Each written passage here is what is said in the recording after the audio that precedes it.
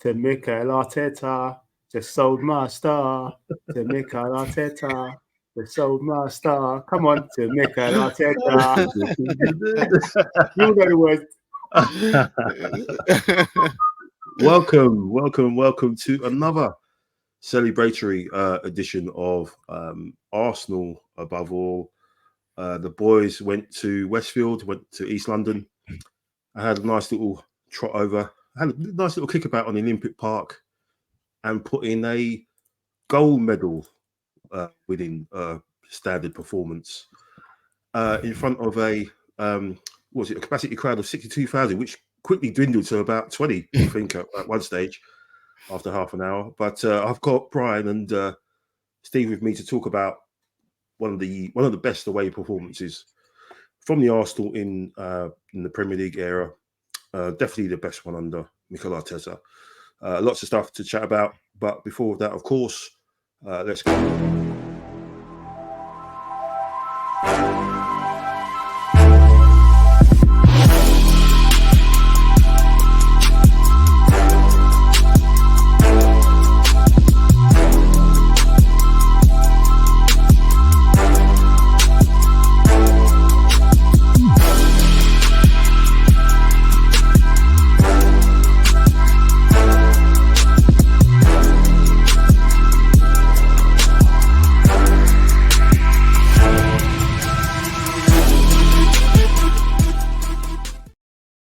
Welcome to the show.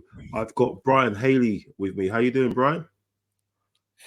I'm good, Mike. You know, I've got my roll neck jumper on tonight because revenge is best served cold, man. Oh, nice. I like that one.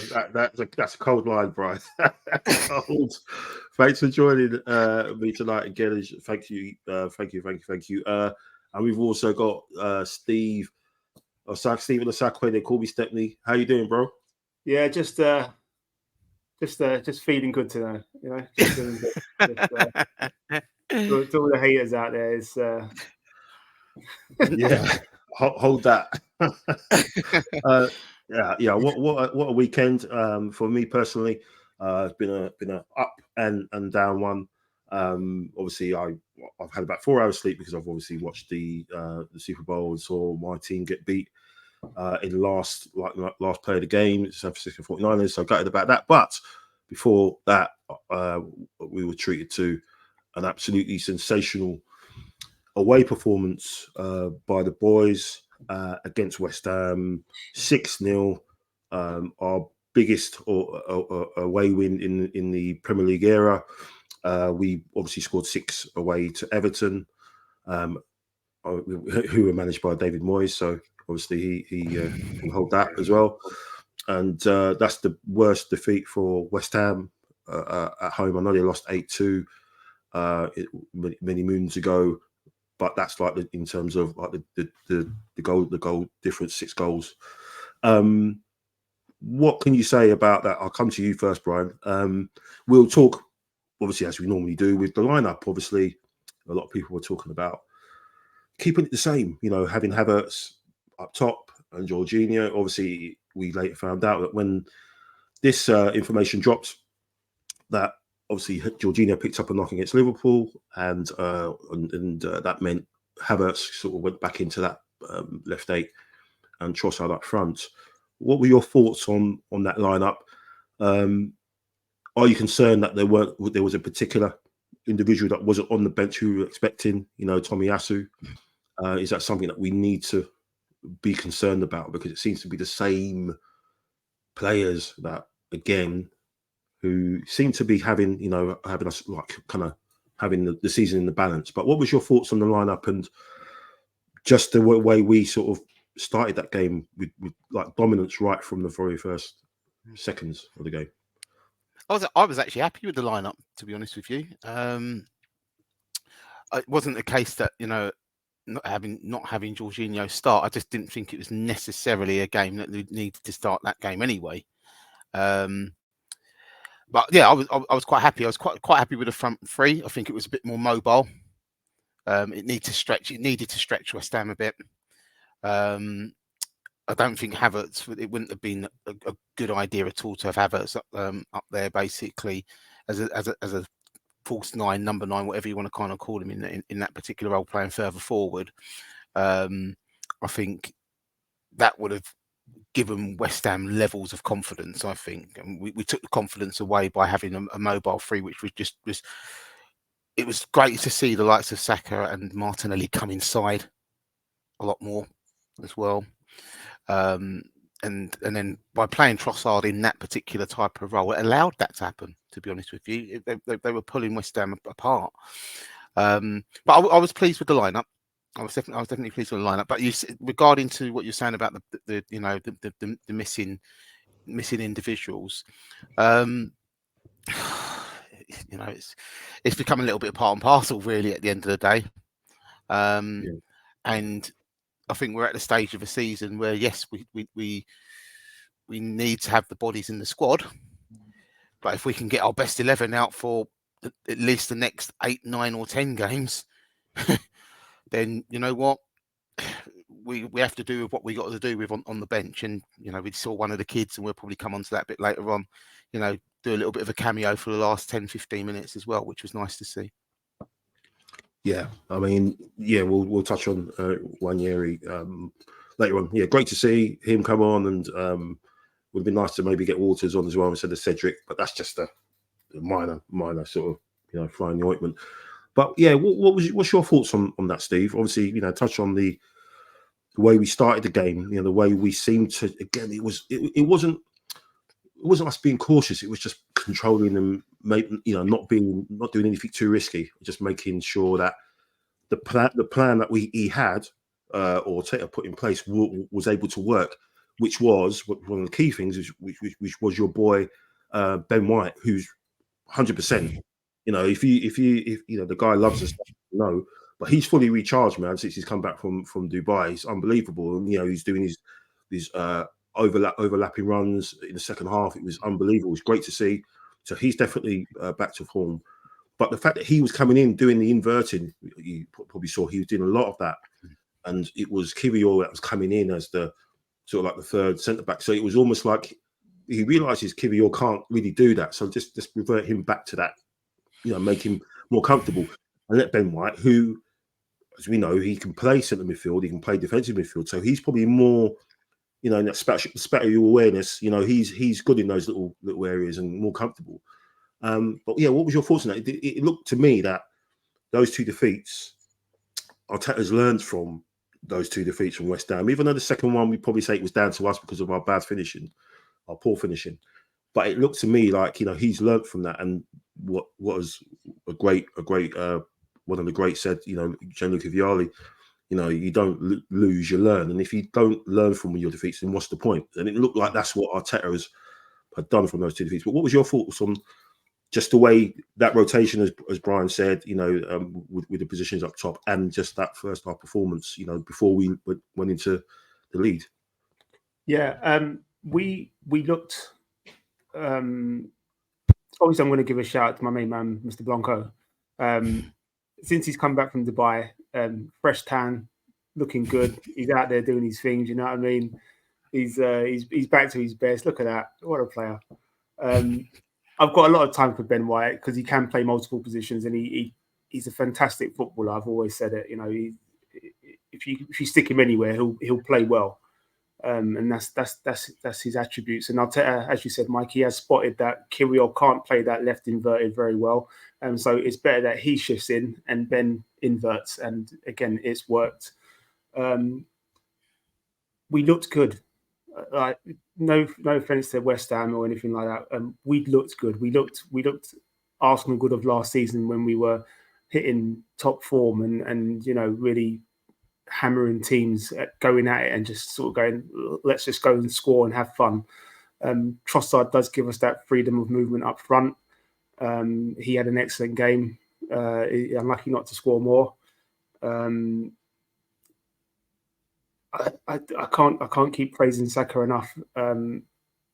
His penalty was good, dispatched well. His second goal was dispatched well. Right across the pitch, we were good.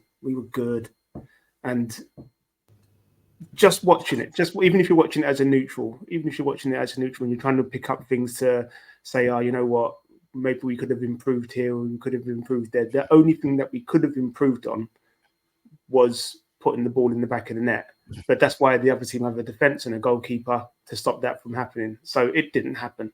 But you go in at 4-0, and the West Ham fans are by 3-0 were sort of leaving, and by 4-0 they were definitely gone. By half time, the stadium's 30 people in the West Ham end or something like that. We were good. There's no point going over what we looked at. If you look at our defensive back two in Saliba and Gabriel, they're solid. Their understanding is good. Gabriel had the aggression. Saliba got the goal, the first headed goal. It's good to see him get on the score sheet. Actually, I think that will help him in this second part of the season as we're going on, give him a bit more confidence to maybe go and attack a few more balls and from the set pieces. Our set piece coach, I applaud him every single game now, because we're either defensively good from our set pieces or defensively strong from our set pieces, and that's credit to him. He's worked in it. He's realised that Declan Rice took a lot of corners for West Ham when he was there, so he's saying, okay, let's get Declan in. These corners are consistent. They're good. They're in areas that they can be attacked by your Gabriels and your Salibas, and he's putting them in, and it's brilliant. We were top draw and fully deserved that 4-0 halftime lead. Would you say, Steve, just sticking on that, a lot of the talk was West Ham was shocking. They were really poor. They were really busy. Was that down to us making them play that badly? Did we kill their spirit, or was it a combination of both? They just weren't up for it, or just the way that we tactically set up and the way we were on it? We're fighting for every second ball. I noticed that every second ball we were so aggressive in that, and the press as well. Martin Odegaard. Was that down? What do you put it down to? Do you just put it down to us just being on a level that they just couldn't meet because of we were just so superior? I'm going to go back to last week when we played Liverpool, right? And I listened to the podcast with Neil and Lauren, and one of the things that the commentators and the pundits and everybody was saying after we celebrated that win was, but if we go to West Ham and lose, it will mean nothing. So West Ham would have had that as a sort of encouragement to sort of go, right, let's go and beat Arsenal, because that will keep them quiet and stop them from celebrating. So they would have been up for the game. It's a London derby. They're at home. They would have been up for the game. What they didn't expect was us to be better. And by better, I just mean we are the better team. And then we dominated that possession. I think in the first 10 minutes, we had 91% of possession or something like that. It's a crazy stat. We were dominant. We were almost like, if it was a playground, you go, all right, stop it. It's bullying. Like you're like, they're already done. Like they did the Vince McMahon meme where he goes, we were bullies. We were bullies in the best possible way, in that we were strong on the ball, strong in defence, strong in attack, aggressive.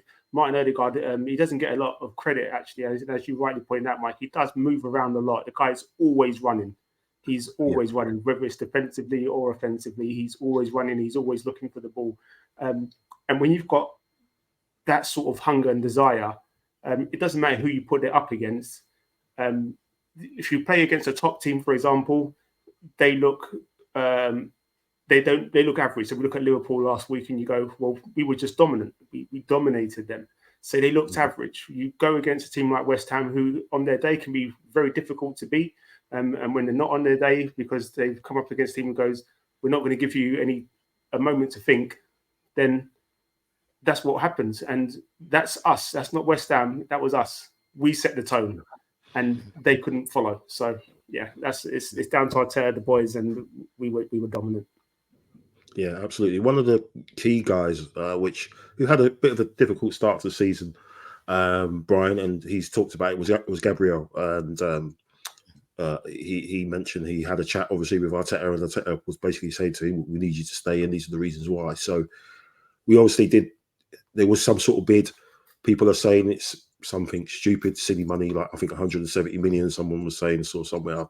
I mean, look, I love the guy and everything, but if someone's dropping 170 million I think KSC are taking that, and they're going to use their stat DNA guys to get somebody else from somewhere with the same attributes and reinvest that money and then pocket the rest of it because of the situation that we're in, because of FFP, right? Why wouldn't you take that money? If that was what was on the table. But his performance, I think, again, and he's another. I think, I say he's another, but we could probably say with the whole team, they've all benefited from that break, that trip to Dubai. But what can you say about this guy? Because he just has definitely got the bit between his teeth. I think he's been the better player between the two. He's been the one on form between the centre back pair, and I think that's not having any digs at Saliba. He's had a couple of shaky moments the last couple of games, but what more can you say? Isn't it, touch wood, that he and Saliba and Rice just remain fit? How fundamental it is for us to whatever it is we want to do this season, however far we want to get. Those three guys are absolutely fundamental, right, bro? Yeah, they always say about a spine of a team, isn't it? At the end of the day, and they're probably between the three you've just mentioned is probably at this moment our spine. Unfortunately, we haven't got the top end right just yet, but there we certainly have. We look at it. There's only 22 goals has conceded this season, the fewest in the league. I think that kind of is testament to the work that them two have put in, and and following from last season, when you think that we missed Saliba for quite the best chunk of the season, should we say? Yeah. But what we were conceding in some respects to when he was in the team, when we were winning games, and conceding winning games late on and stuff like that. It's a totally different ethos this time round. I think it's out and out defending, and that's what we know as Arsenal fans. We've been brought up on out and out of defending. We've been brought up on Adams, Keown, Bold. We know what that type of defending is, and it's a modern day throwback, I suppose, of that at this moment in time. It's thou shall not pass kind of situation. Yeah. And I think we saw that towards the end of the game. They were looking to keep the clean sheet and stuff like that. Yeah. So, but yeah, he epitomizes it all, to be honest with you. And that thing that he said, the bit between the teeth, because what actually happened at the start of the season, and it's kind of now we're as fans and the team are just seeing the benefits of that now, and whatever decisions that Arteta made at that stage of the season. Yeah, it was a bit funny that maybe Gabriel took it a little bit easy. There was one stage in the second half where I think he played for about a minute with just one boot on. I mean, I know we're 5-0 up at the time, but that's taking the mick a little bit. I'm surprised the celebration. Keystone Cops, Carragher and Neville didn't have anything to say about that. Look at the state of him. Look what he's doing. He's playing with one boot. Who do you think he is? Get down the tunnel. All that stuff. It's muppet. You need to stick to that day job. Yeah, I will. I don't know where that come from, man. But no, with that was funny to see that he's running around with just one boot on, and still managed to keep the line and stuff like that, and maintain his focus and everything, which is I think the fundamental thing now we need to do. Obviously, going ahead with Burnley at the weekend, because that's the sort of game where it's not the Burnley of old. It's going to be maybe they're going to try and play a bit. I know Company won't be there on the touchline, but it's going to be a game which they're going to try and play a little bit of football, and they would have seen that result and maybe just say, okay, maybe we'll set up maybe a bit deeper rather than maybe go on the front foot and get annihilated. But I think one of the key things for me, obviously, a couple of players exercise their demons, especially Bukayo Saka, Steve. We all know what happened last season with the penalty and how his form has just sort of went off the rails a little bit, and it seems to be the reverse again, thankfully, because of that break. The numbers, he scored 50 goals, the youngest to do it. He's got 51 in total, and he's got assists as well. So he's got 100 goal contributions, at his age, which is just absolutely insane. It's just good that if he kind of does something, and then Martinelli takes a maybe backseat or has a bit of a quiet one, and then the other way it flips around. He had 8 shots on eight shots against West Ham, which in 67 minutes, it means he was just, how many times have we kind of said, he doesn't shoot, he cuts inside, he lays it off 10 yards, and he takes a safe option. He's just seemed to, suck the challenge, or the gauntlet has been thrown down, and he's taking it on, 100%, Steve. But what do you think of his performance? I don't know whether he got the man of he did got the man of the match, I think. But what do you think of his performance? The kid is phenomenal. So before the game started, he had 49 assists and 49 goals at his young age. 49 undefeated. The kid is phenomenal. He said that they kind of smelt blood and they went for it. He went for it. He like many others, they use setbacks as motivation to improve and not as something to make them weaker. They believe that it happens, they get over it, they move on, and then they do it better. So the exercising of the demons, as you said, like you look at last season, you look at the Euros when he missed that penalty, and then when he came back and was taking penalties for us. I mean, he's always said from the very start he wants to be that guy. So you can kick him, he gets up. You can slate him in the press and in the media and whatever else, and on social media and everything. He responds by putting in performances. He may not have good games because, as Neil said in the past one, and I think Lauren was mentioning it as well, sometimes he has 2 or 3 players, not just 2, not just one defender. He's got the other defender and then a third just trying to block him out. And he will work to improve. He'll always work to improve. He's admitted he needs to go down the line more and put in crosses, but there's no point in him putting in crosses if the centre forward is 5'9", 5'10". It makes no difference. The kid is phenomenal. And just a quick mention on Gabriel. He uses setbacks as his motivation to improve, almost like a Michael Jordan in that sort of sense. The World Cup where he didn't go, it could have gone either way. Either he would have let him affect his game, or he'll use it positively to improve. He used it positively to improve. He's been a monster.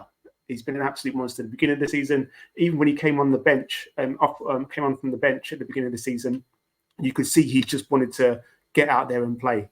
And he's used it to his benefit to absolutely elevate his game. He's an absolute monster. He's a beast of a player. He's huge. He's physical. He's aggressive in a good way.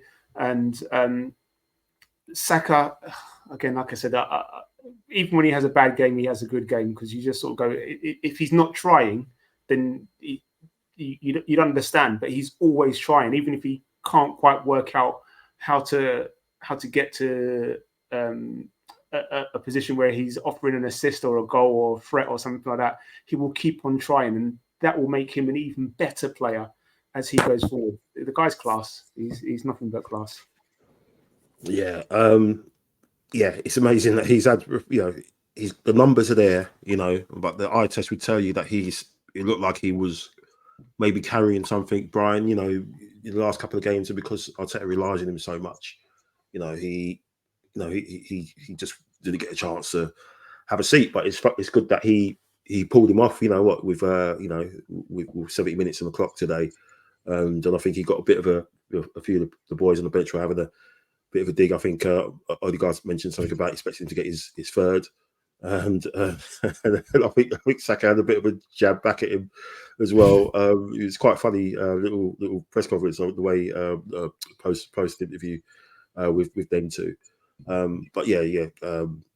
Steve's right. He does take the challenge on, a bit like Gabriel does. He takes the adversity and he's turned it into something else. And whenever he's doubted, or whenever people say that he maybe should be taken out for the firing line, You know, I'm one of them. You know, just take him out the firing line.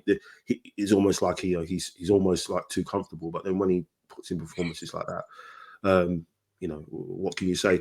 And you know, so he exercised his demons, and also the man next to him there did as well, because obviously, as we mentioned at the beginning, obviously we've had you know, I think we've had a decent relationship with West Ham fans. I think they've been pretty much okay. You know, they hate Tottenham, so do we. They don't like Chelsea, neither do we. You know, so there's sort of that sort of mutual respect there. But getting their boy, their captain, as Steve said, was singing at the top of the show. Got quite, you know, lots of salt. It's like someone put loads of salt on their pie and mash, and you know, we were getting lots of shots at us. You know, I think they were top of the league after 3 or 4 games. And there's some West Ham accounts taking screenshots of that and showing us in 4th place and saying, "Oh, look, I thought he left to join the big club and hold that L." And then obviously they turned us over in the League Cup. They gave him abuse. They beat us at the Emirates. So not a good couple of, you know, returns against his old club. But my word, not just the goal, Brian, but just everything else. Again, he was just absolutely outstanding. I mean, I'm lost for words. I still can't believe that he's actually, you know, our player. Really, you know, and then no one's talking about the price tag again. You know, they used to love to do that with Arsenal signings, didn't they? Yeah, they still kind of do with Havertz to a certain extent. But what can you say about Rice and the goal, but just the performance again, and just how he's just carries himself into his team, you know, and into the squad, and how, you know, we definitely owe West Ham some money. You know, we've underpaid. Oh dear! Look, what can we say really? You know, the boy drove West Ham basically to, you know, a trophy effectively. It would, you know, let's not get it twisted here, right? It was him really that got West Ham the Conference League. Really, if he was not in that side, they weren't winning that trophy. Quite simply, and I think it's a testament to a certain degree that from Arteta and the board to have shelled out what we did. Okay, and we know it's a bargain now, and it would be even more a bargain if we basically go on and you know, say we win the league, but basically, you know, if we pick up something, you know, if it's not this season, it'll certainly be next season, because, you know, I think we'll probably invest again in the summer as well where we need to.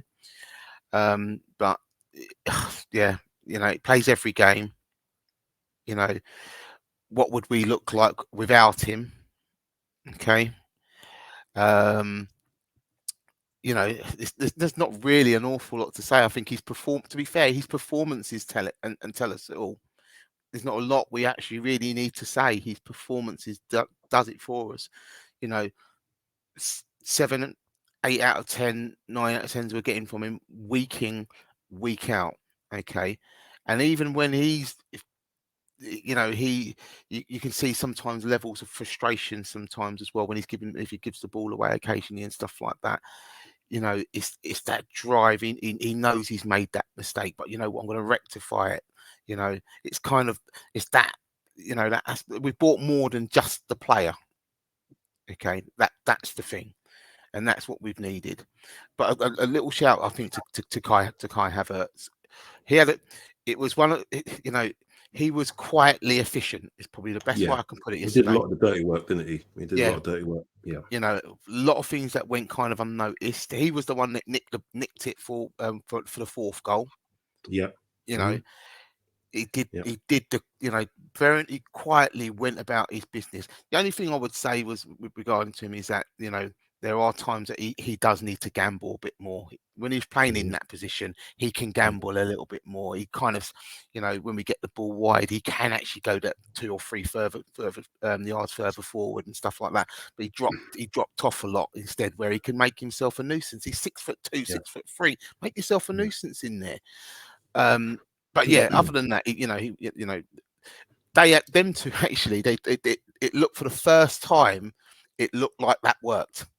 Yeah, that's right. It's good. It's interesting because there's I think on the first goal, Saliba's goal, he's right behind Saliba. So if Saliba kind of misses that, you expect him to get on the end of that. So he's involved there. Obviously, yes, he was involved in Trossard's goal. I mean, again, he was outstanding. Again, he was just everywhere. He was dropping deep, and I think Steve, you touched on it, and yourself, Brian, earlier on, just what that seemed to unlock. It seemed to make a lot more fluid up there. Saka was coming into the middle when he came out. That's where that penalty came from, where he made the run. I think Trossard was the one that made that pass. Second half, Martinelli was over on the right a couple of times as well. So it just seemed like it was a lot more fluid, and it seemed maybe, Arteta's maybe, kind of released the reins a little bit. He's allowed them to sort of maybe be a bit more fluid up there, and I think that's with Hayes, would have been the case with Jesus if he was fit and he was there doing the same thing, and Trossard as well. So that's why I think we can see now that Trossard should be that guy that should come in as the false nine if Jesus isn't there. Obviously, Havertz is an option, like he was obviously against Liverpool and against City. It may be the case that he needs to play in those big games. So, for example, if we were playing City next week at the Etihad, you probably would you go with Havertz because of that big game sort of experience and that work he will do, getting involved with the centre backs like he did last week, or would you put a Trossard in there who's always trying to make the pass, but maybe the turnover is a bit more higher with him, whereas with Havertz, as you said, he kind of plays a 10-yard sideways pass to keep things ticking over. So the options are there. So the only worry is, the injuries. It doesn't look like Jesus is going to be coming back anytime soon, really. Or maybe we're putting him in cotton wool for that Champions League game. I don't think he'll feature at the weekend. But yeah, mention to Trossard because obviously he got the 8,000th league goal for us. So that was a brilliant one and a finish, and I think that was the one that caused absolute pandemonium in Stratford. Me and Brian know what that's about. So does Steve. There must have been absolute carnage in Westfield. People enjoying their, it's going to be a bit quiet for 2 hours. We saw right here, and all of a sudden you see a stream of pretty angry looking and miffed looking West Ham fans walking through Westfield shopping centre. So it must have been pretty dicey for the security guards, thinking they probably had a nice easy 2 hours. But yeah, that finish was outstanding, and yeah, he was brilliant. And I think he's definitely the guy that next week we've got Burnley. He's got the intelligence to make things happen and drag people around a little bit. And then obviously after that we go back into the Champions League, which is going to be a big night away. But before we go into that, we had a nice little look, didn't we, Steve, of the 16-year-old now. He's getting old, isn't he? He's 15 when he made his debut, and 1 year he came on and looked fine, didn't he? And it's great stuff from Arteta afterwards, saying about how the players were urging him to get on, and how Odegaard was just feeding him all the time. You see that he was just giving the ball all the time. It's because they want him. They're confident he's not going to turn it over. What can you say about that little cameo, Steve? Were you impressed with it? Yeah, I mean, me, Mike. We've been talking about Haaland since we were working, and he looks the part. He's not got a small frame. He looks like he's ready to go. I'd like to see him get more minutes. I would like to have seen Waters get more minutes as well, or get some minutes, should I say, because he's made the matchday bench quite a few times. But he came on and he got the ball. He did. He played things simply. He didn't. He looks the part.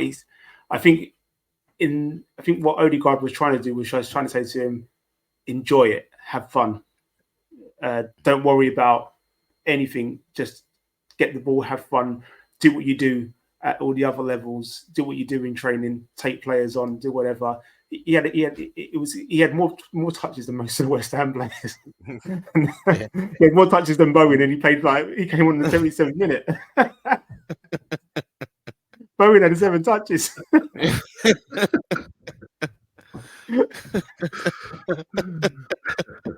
going to bring that mic. No, like I said, it's a good game to come on, and the kid did well. I'd like to see him get more minutes. Hopefully, this gives him the next bit of appetite and hunger to go, right, I need to focus, I need to push on, I need to get in the manager's eye all the time. I need to make sure I'm doing what I need to be doing. I need to make sure I'm picking up bits of information from the senior players around me, and I'm learning, and I'm applying what I'm learning into my game, and then taking it out there and getting more minutes. May it continue. Yeah, definitely. I mean, a big shout to Odegaard as well. As you said, you know, he was outstanding, led by example. Even there, you know, he just giving the ball to Wanyeri, you know, nearly all, you know, so many times, and you know, dropped deep as well when, you know, just to make sure the ball was ticking over. Outstanding performance, and the stats there scrolling across, you know, since Opta did their stats, started doing their records in 03-04, which is a special year as we know. To complete, you know, first player to complete 100 plus passes and create at least 5 chances, 7 and assist multiple goals 2 in the same game. So outstanding stuff from him. And yeah, it's great that he got a couple of assists to his name, because he's been creating so many good chances for us and for our players, and they've not been pulling the trigger and being clinical enough. And now it seems like it's turned around. You know, was it 16 goals since in the league since the restart. So yeah, we just need to go to Burnley and with that focus, Bri, and you know, with one eye on Porto, of course. But what would you do team wise? Obviously, I think the back four pretty much speaks for itself. Obviously, if everyone's still out, you know, Zinchenko and stuff. But what's your thoughts? Would it be too much? One too many? Maybe, you know, you put Eddie in, you know, or do you just kind of again get the focus, get the do the business, and then you can do what you did at the weekend. You know, give these guys 20 minutes or so, and then keep them ticking over. Yeah, I know we're always going to have that one eye on the prestige of the Champions League, but with the league being the way how it is, I don't think we're in a position where we can look to try and tinker. We've got to go with momentum, because, you know, drop points away to Burnley is not a good look, and it will just, you know, leave the likes of Liverpool and City to just, you know, take advantage of those situations. We've got to go there. We've still got to put the strongest side out. As far as I'm concerned, 3 points against Burnley is much more important. As much as I said, the prestige of the Champions League is where we are in this situation. 3 points is more important, and we put the strongest side out for that. Yeah, 100%. Steve, yeah, I'm echoing exactly what Brian said. Look, a cup competition, and as much as people say, "Oh, you've never won a Champions League" and stuff like that, it's a cup competition like any other cup competition. On your day, you could be the best team. We've looked at our Arsenal teams in the past. We've had some fantastic teams, and you know, for whatever reasons, the team on the day has been better. You know, we've had some decisions go against us as well. But the team on the day has usually won, and it's a cup competition. You don't get time to recover from it. With the league, we've had a blip. We've now had time to recover from it. We must go for it. If you drop 3 points in the league, because against Burnley, for example, and it's easily done. And I'm not saying that we're going to go to Burnley and it's going to be an easy walk in the park. It's going to be a tough game. They're fighting for survival as well. So we have to be professional, and we have to win that game. I don't think it's going to be a 6-0, but I'm hopeful that we will get the win, whether it's 1-0, 2-0, 3-0, 2-1, whatever. I just hope we get the win, and then we can move on to the Porto game in form, and then see what players we have available and go for it. But we have to win the game in the league. Yeah, 100%. I mean, this is where the not the doubts, but the slight concerns about Arteta in terms of his management and rotation, especially now. We're at the sort of, we're in February now, so we're getting close to that, last 10 games of the season in the league. But it is the busiest end of the season. This is where historically City, once they hit the last, Guardiola said it, once they get to the knockout stages of the Champions League, once that, starts to come, that's when they switch on the afterburners and everything they start dismantling everyone in their path. So, and obviously they've got the resources to take another 50 million player out and put another 50 million player in, sort of thing. But is this the time for Arteta to make sure that he can navigate this, Brian, where he can, treat this game at Burnley, with the right amount of respect, not too much rotation, 3 or 4 players out, whatever. And then obviously make sure we're in a good shape to go to Porto and do the business there. Because for me, this is it now. This is the crunch time. We said it a couple of weeks ago. We said it from when we resumed the league campaign after the break, that every game is a cup final, and it's pretty much it. But what's your do you think this is it now? He has to. This is where he's going to be judged on, because obviously his record in Europe, especially the knockout stages, hasn't been that great, has it?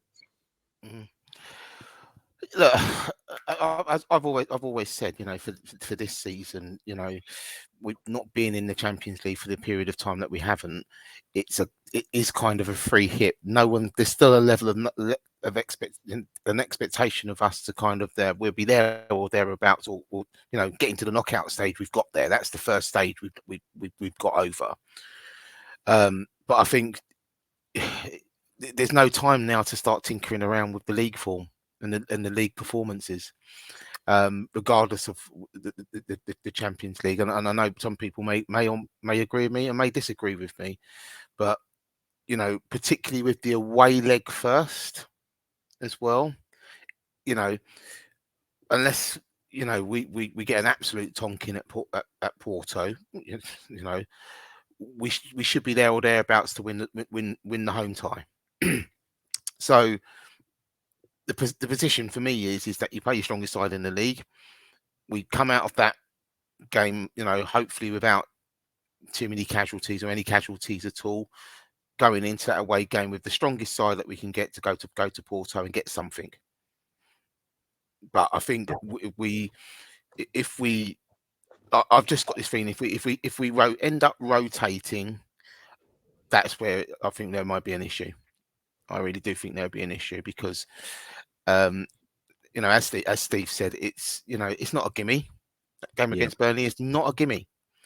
And as Steve said, they're fighting for points. So any chink that they would look at to get to us, they're going to take it. And what they've seen against us against West Ham, if we field that same side, give or take, and play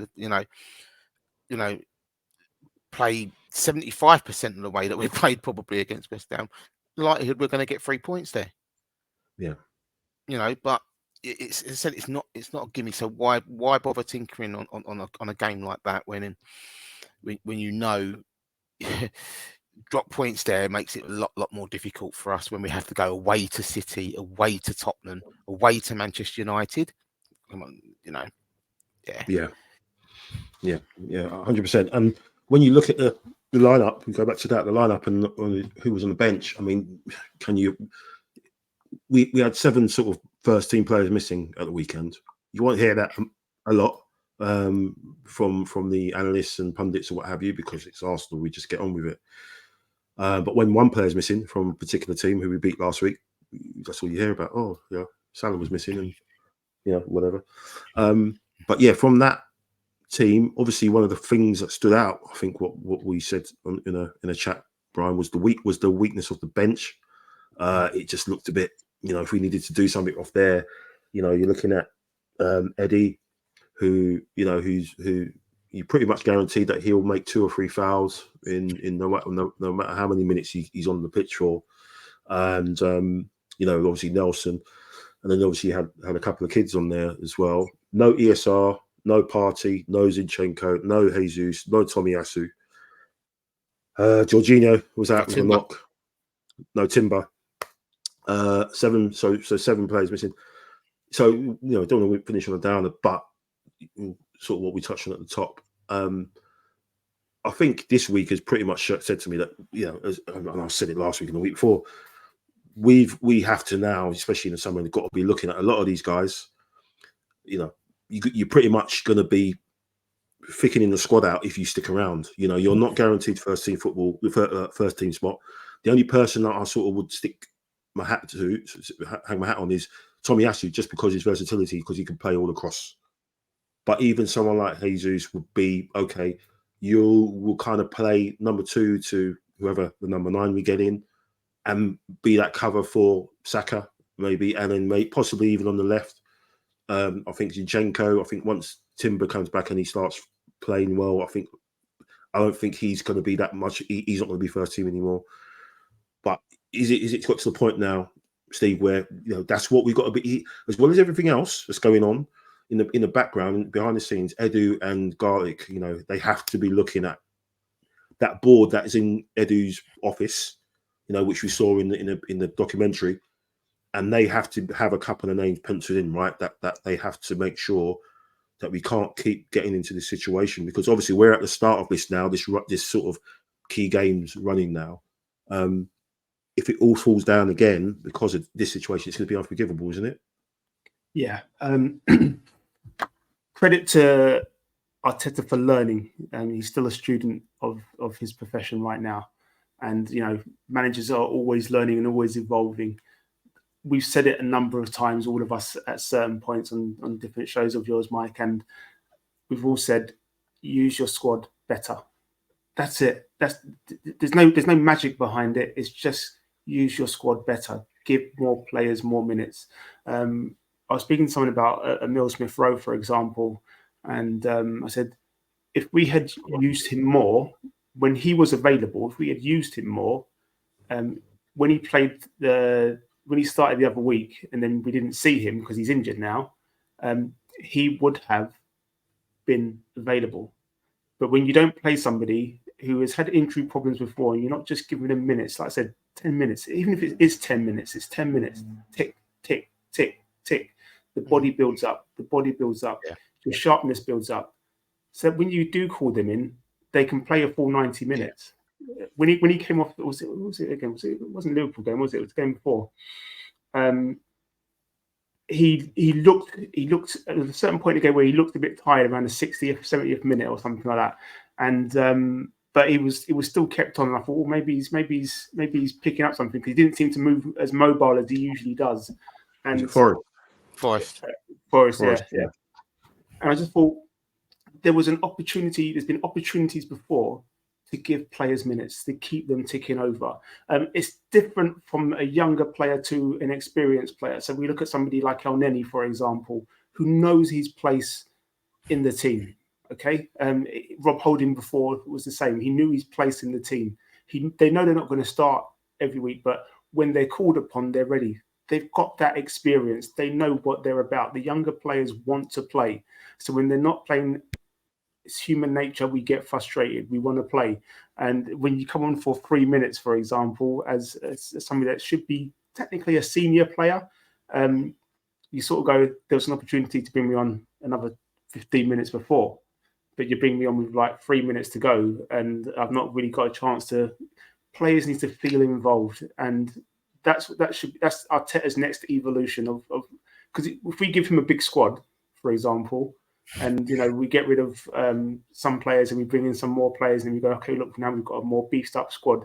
Is he going to give those players enough minutes so that they feel involved? If you look at Pep's teams, in general, most players don't play more than about 30 to 35 games in a 60 to 65 plus game season. 30 to 35 games per player. Yeah, you've got to use your squad. Yeah, and I think that's when you get the level of players which they've been able to do. in the way that they've done it. That's the next step, isn't it? You need to get to that level where you can take players out and then you can plug in others, and the level hasn't dropped as much. And when you don't have players like when you have players like Nelson not having that many minutes, then he like you said, he tails off a little bit, and then ESR as well. So yeah, I think it's still a lot of work to do. When you think about it in a cold like day, when you think about what we need to do, there's a lot. But if players like when Yeri comes in, and continues on his trajectory, Charlie Patino, obviously he's doing well in Swansea. Let's see what happens with him when he comes back into like the preseason training as well. So yeah, there may become some internal solutions. Even Lokonga, I think he's been doing well at Luton. Yeah, he's been doing well. But again, I think Arteta's going to have a look at him and see what his head's about. Because obviously we saw what he was about when he had the documentary and Eddie had a go at him. So it can be interesting to see what doing bits for Luton has done. Is it sharpened some of the edges to his game? So it's going to be very, very interesting. Obviously, it's great to talk about an upswing in performance and goals, especially because that was a big worry before Christmas. Just the chances we were missing and not being clinical enough, and we've turned that corner around and made a lot of people sit up and take notice. Just one quick one, Mike. Go ahead, man. I think it was Juventus. I think there was one season where was it Juventus or was it Inter? I think there was one season where they won the league by scoring 38 goals or something ridiculous like that. If your defense is sound, like goals are not a problem. 1-0 to the Arsenal is 1-0 to the Arsenal for a reason, isn't it? It's I think to an extent we have to be careful, but yes, look, I'm an advocate for having a striker in certain games. That striker gives you that edge. In most games, you can get away with a false nine because it means you can pack out the midfield a bit more. It means you've got a bit more freedom for players like your wingers to come in and do more, and there's more people involved and stuff like that. Just in certain games, you just need that striker. And if you look at, I think it was Man City against Brentford, and Foden got the hat trick. Haaland was just there as a dummy, basically. He didn't have to score. Yeah. Because he was like, okay, I'm going to be marked out. So Brentford will go, okay, let's focus on Haaland because that's the focus. And they focused on him, and Foden had the free reign. And then the next game against Everton, it's different. Okay, Haaland needs to step up because they're going, okay, well, we've got to watch for who, and Haaland's there to go, yeah, don't forget, I'm still the guy that's going to put the ball in the back of the net when I need to. Yep. And that's the difference. Yeah, 100%. Yeah, I'll go there. I think what as well. What you've got to think about is that if we always look at the blueprint of being City at this moment in time and the squad and the players and stuff like that, but you have to look at the manager in himself. As you said, Steve, for the rotation and the amount of games that they play. Arteta, this is potentially going to be, if we get in the top four, which we should, it's going to be a second season in the Champions League. Okay, you will know from your first experience of not being there for a number of years is that you're going to have a squad to be competitive enough on all fronts. This season was kind of like, we spent the big money on Declan Rice to come in. We kind of, we'll navigate where we can navigate because we've shown a bit of intent in the transfer market in that aspect, and obviously with Havertz as well. But the bulking of the squad to deal with continuous seasons of playing in the Champions League and playing and being a contender in the league is where we've got to be starting to look at next season, because it had been potentially could be going to a third season of being a title contender, if not, if we've not won it, say for argument's sake, but we're a title contender and playing another second season in the Champions League. That you've got to then have a squad that is going to continually compete in those two main competitions. Yeah. And who knows what the football landscape could be next season. It definitely won't be a Jurgen Klopp at Liverpool at the start of the season. Man City could be in the National League North next season. Maybe Chelsea as well. Who knows? Everton might not be there because they're obviously, and Forest. So it could be a completely different looking Premier League next season, and who are up against and everything. But the neighbours will still be there, and they'll still be chirping and piping up, and start the season well. I think they're going to be their year, but then we all know what happens. But yeah, interesting chat as always, guys. Thanks very much for your time. It's been very much appreciated. I know it's Monday night. Half term has kicked off in earnest. Bit emotional at the moment. Hardly had any sleep. The kids are proper on one. But hey, I had to get a show out. I had to speak to you guys about an amazing win, and not just the win, just the goals. The goals were amazing. Just the performance. That's the actual performance, the way we absolutely dominated. And just going back on, I don't think it's something I mentioned, last week in the Liverpool show. We were all to a man were watching Liverpool and City, taking swings at each other and thinking we're light years away from this. We're light years of sitting at the table with these guys to even be mentioned in a title race, or even beat these guys, or even score a goal against these guys. We couldn't score a goal against them, and we've so far, beaten both of them at home. Drew away. Obviously, we lost in the cup, but we're actually there.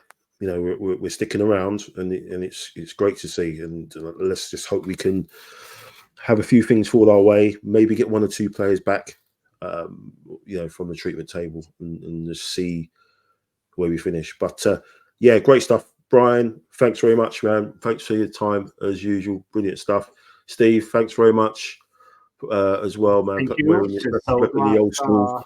Yeah, in the old school. I'm not going to be singing or doing any Liverpudlian impressions for any foreseeable future. I just hope Andrew Brockbank doesn't see this because he'll slate me off. He's a big scouser, and that was a shocker. I'll be off down the tunnel in a minute. Thanks, guys.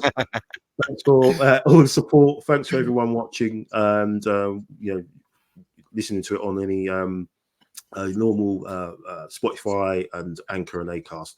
Really appreciate the support. Brian, Steve, have a lovely week. Love to everyone in the Arsenal multiverse, and let's keep it rolling. Let's get another 3 points against Burnley before we hear that Champions League music again. So come on, you Reds. And remember, Giroud into the box, and they have immediately.